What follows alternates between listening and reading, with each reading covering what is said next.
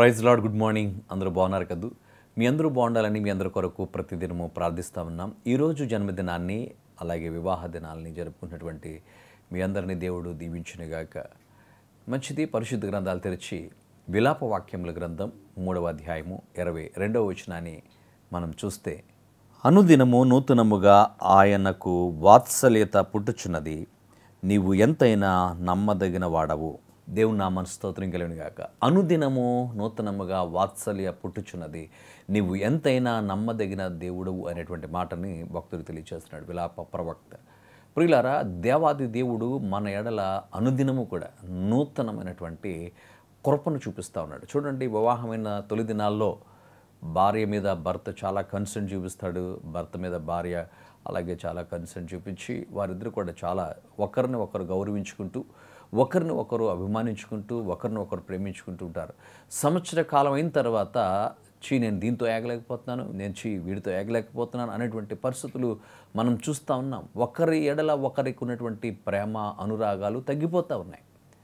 ఒకరి ఎడల ఒకరికి ఉన్నటువంటి ఆ యొక్క ఆప్యాయత అనుబంధాలు సన్నగిలిపోతూ ఉన్నాయి. కారణం ఏంటి? ఒక సంవత్సర కాలం అయ్యేటప్పటికే, లేకపోతే ఒక 6 మాసాలు అయ్యేటప్పటికే ఈమెతో ఏగలేనని అంటున్నాడు. మరి అలాంటప్పుడు ఎందుకు వివాహం చేసుకుంటున్నాను? నా వల్ల కాదండి, ఇతనితో నేను ఏగలేనండి అనేటువంటి మాటలు. అయితే ఇక్కడ మనం చూస్తున్నప్పుడు అనుదినము, ప్రతి దినము కూడా మన ఎడల దేవునికి వాత్సల్యత పుడుతుంది. ఆయన నమ్మదగిన దేవుడు, ఆయన విడువనటువంటి వాడు, మనుష్యులు నమ్మదగినటువంటి వారు.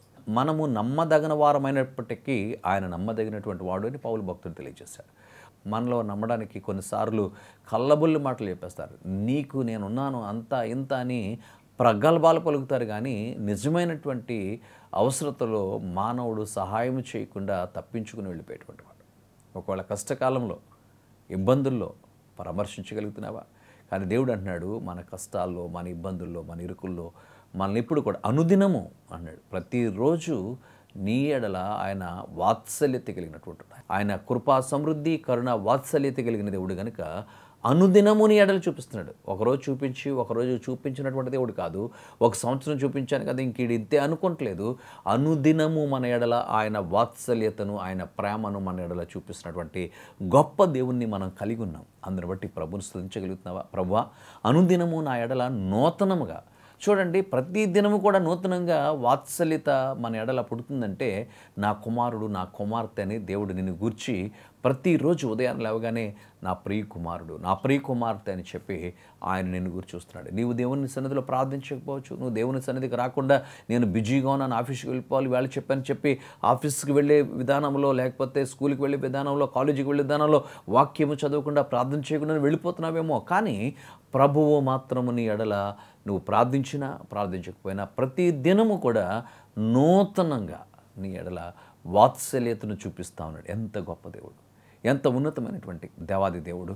ఆయన ఉన్నతమైనటువంటి ప్రేమ, వాత్సల్యత, కృపను మన ఎడల చూపిస్తున్నాడు. మనలో ఏ మంచి ఉందని, మనలో ఏ అర్హత ఉందని, మనలో ఏ గొప్పతనం ఉందని, మనం ఎట్లాంటి వారమని, మనం ఇంకా పాపులముగా ఉండగా, మనం చెడిపోయిన వారంగా ఉండగా, మనం అసహ్యమైనటువంటి వారంగా ఉండగా, దుర్మార్గులమై ఉండగా దేవుడు మనల్ని ప్రేమించాడు. దేవుని నామమున స్తోత్రం కలిగినగా ఆయన మన ఎడల ఆయన కృపను మన ఎడల చూపిస్తూ ఉన్నాడు. ఎంత ఉన్నతమైనటువంటి దేవుడు. అట్లాంటి దేవుణ్ణి కలిగి ఉన్నటువంటి ప్రభువా, ఈ అభాగ్యుడైనటువంటి నా ఎడల, ఈ అభాగ్యురాలైనటువంటి నా ఎడల నీవు చూపిస్తున్నటువంటి కృపను బట్టి నీకు స్తోత్రాలని ప్రభుని ఆరాధించగలవా? తలలు వంచి దేవుణ్ణి ఆరాధించేద్దాం, ప్రార్థన చేద్దాం. పరిశుద్ధుడా, నీకు స్తుతులు. అనుదినము మా ఎడల నీ వాత్సల్యతను, నీ కృపను మా ఎడల చూపిస్తున్నందుకు నీకు స్తోత్రాలు. నీ ప్రియబిడ్డల్ని చేతుల్లో పెడుతున్నాం. నేను వారి జీవితాల్లో నువ్వు ప్రతి దినము జ్ఞాపకం చేసుకుంటూ నీ వాత్సల్యతను నువ్వు చూపిస్తున్నందుకు నీకు స్తుతులు చెల్లిస్తున్నాం. ప్రభువా, బిడ్డలపై నీ కృపనివ్వండి, నీ సన్నిధి తోడుగా ఉంచి నడిపించమని యేసు నామమున అడిగి వేడుచున్నాము తండ్రి. ఆమేన్.